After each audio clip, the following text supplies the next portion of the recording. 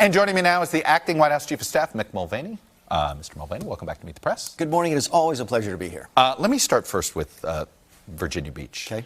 Does the president believe there's a role for the federal government here to preventing these mass shootings? Let's start with this. And every time, and I saw the lead-in you did with Mr. Williams, and it seems like you're right. We have too many of these shootings, and every time the first thing we talk about is politics. And the mourning period hasn't even stopped yet, let alone the healing process. So let's not get too deep into politics too soon. Let's think about the families and the victims. It's not about politics. This is a policy question. It is. So let's talk about policy, and the policy is enforcement and what we're already doing. What's been lost in the last couple of years is the fact that this administration banned bump stocks.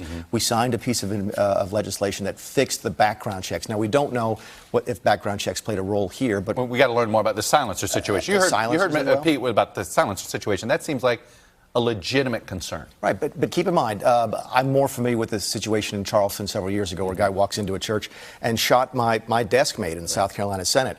That was where the background check system let us all down. And we fixed that last year with this administration on a bipartisan basis. So there are things that the government can do, and there's things this government is doing, but we're never going to protect everybody against everybody who is deranged, insane. I don't know what the shooter's motivation was. We talked about that before. So you're never going to make everything perfectly safe, but we are doing a lot better on enforcement. Does the president believe it should be harder to get a gun, though?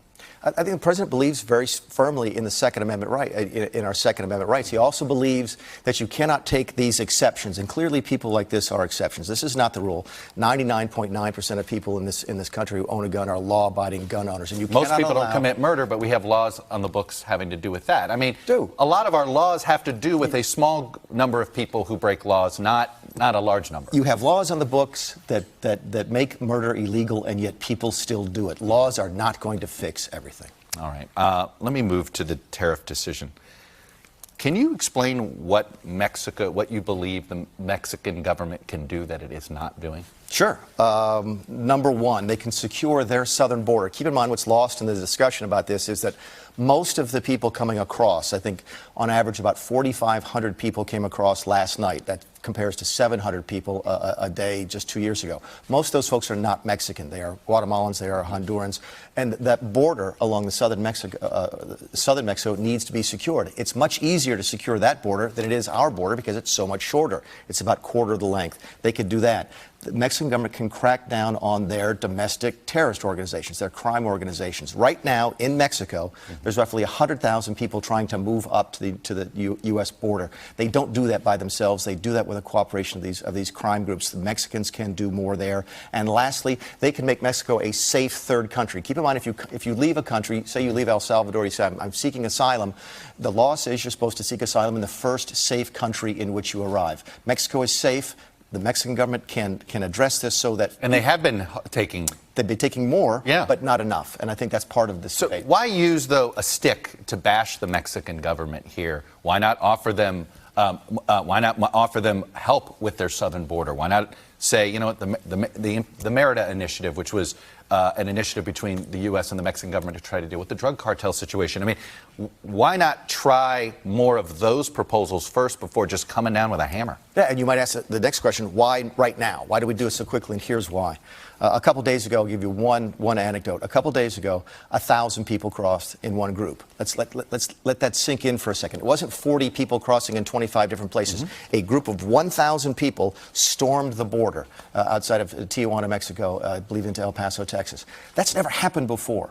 The reason that we're doing things that people don't expect is that we're facing things on the border that we've never experienced before. So yes, we are using extraordinary tools because there's extraordinary circumstances that dictate those.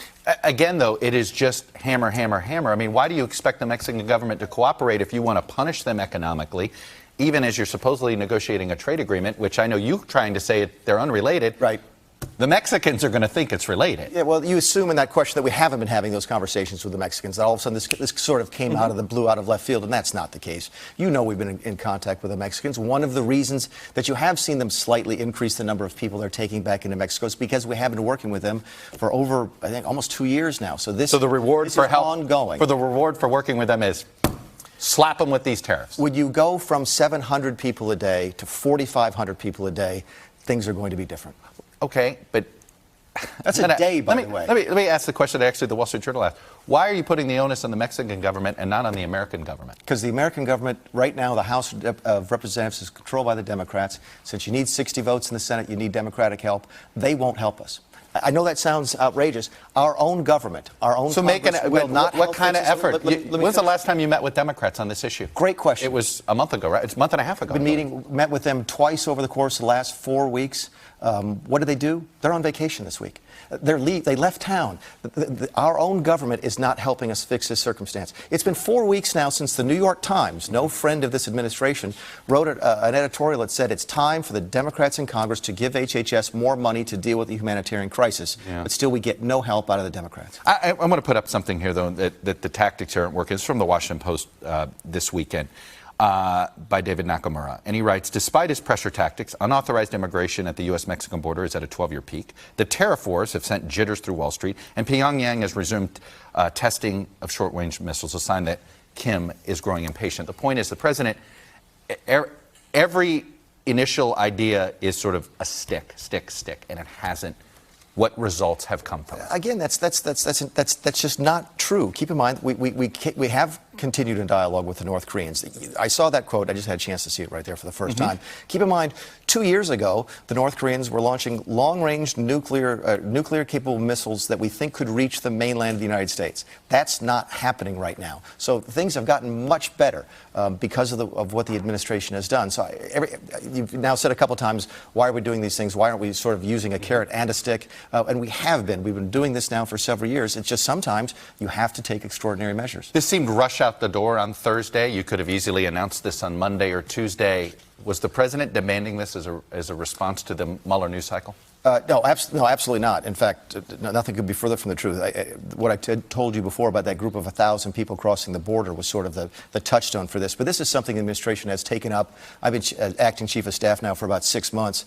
I think we've probably discussed it 2 or 3 different times. So this is not a new idea. It was not out of left field. But it's his idea. He's been wanting to do this, and everybody around him, it sounds like, had been trying to stop him from doing it. No, is that fair? No, that's not fair. It's not. You know how we work. I mean, the president comes in and says, look, here's a problem. Give me some ideas to fix it. And he'll get it from all sorts of different places.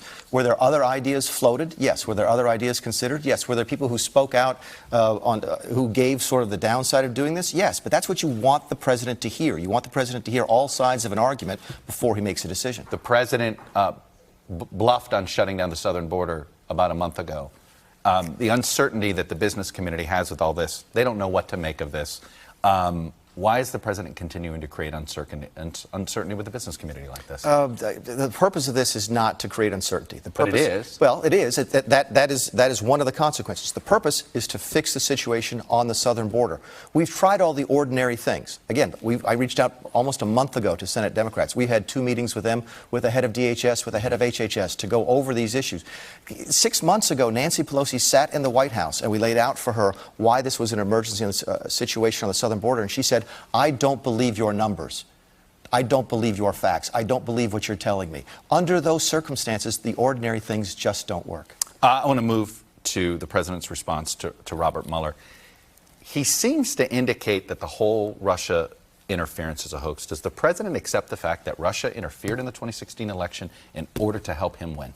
I think the bottom line, and this got lost again this week, is that it didn't make any difference. You ask a lot of people about it. Show me who you voted for, and I'll tell you how you feel about That's Russian not the question, no. That's not the question.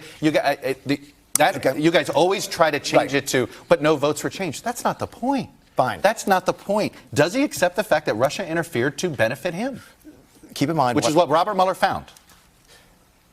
What happened? The short question is yes. Russia did attempt to interfere in our election. There's no question. Let's not lose sight of the fact that it was the previous administration that let that happen. Okay? So what are you going to do? All right. What are you going to do now? Is the president not? Is he going to condemn foreign interference? Is he going to make sure his own campaign doesn't participate in this? Does he want to criminalize foreign interference? Been doing it for 2 years. Already been working with the states to make sure this can't happen. Again, it's stuff that doesn't percolate up to the level of national attention.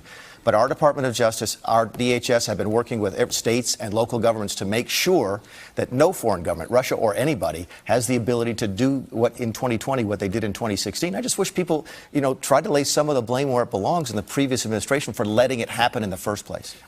Very quickly, are you confident that it was nobody in the White House or a White House House advance person that made the request to the Navy to cover up the USS John McCain? Oh, no, I absolutely believe it was probably somebody in the advance team. It was on your team. Is there any consequences for this? I'll answer your question. An advance team is hundreds of people. You know this better than me. You've been overseas with the President of the United States. The fact that some 23 or 24-year-old person on the advance team went to that site and said, oh, my goodness, there's the John McCain. We all know how the President feels about the former senator. Maybe that's not the best backdrop. Can somebody look into moving it? That's not an unreasonable thing to Seriously? ask. It's not, and it's certainly it's not. Not an unreasonable thing about a USS Navy, a U.S. Navy ship that we're worried the President of the United States it might get set off because a ship that was named for John McCain's grandfather first. Yes, I know. It's a different John McCain. We get that. But you're the third or fourth journalist who's asked me, is someone going to get fired for this? No. If you're not getting along the President thought it was well-meaning. And again, the President's feelings towards the former senator are well-known. They're well-known throughout the office. They're well-known in the media. But to think you're going to get fired over this is silly. If you're going to a staff meeting and say, look, Chuck is fighting with so-and-so, let's not sit them together today at the meeting, is that a fireable offense at NBC? Goodness gracious, what kind of place are you folks running over here? Well, that's not. You're asking me something that doesn't happen. This happened here. This has now gotten 2 minutes of time on Sunday afternoon, and this is just outrageous. All right, I like asking this at the end. Are you acting still? I keep saying acting. I mean, act are you still the so? Are you not OMB director, or could you be OMB director without Senate confirmation? My official. That's two different questions. I know. I am the Senate-confirmed director of the Office of Management and Budget. Still, and I am in my acting capacity as the Chief of Staff to the President of the United States. Do you expect to ever go back to OMB? I like what I'm doing now. Mick Mulvaney, as always, sir, thanks for coming on and sharing your views. It's always a pleasure to talk with you. Thanks, Chuck. All right. Hey, NBC News fans, thanks for checking out our YouTube channel. Subscribe by clicking on that button down here, and then click on any of the videos over here to watch the latest interviews, show highlights, and digital exclusives. Thanks for watching.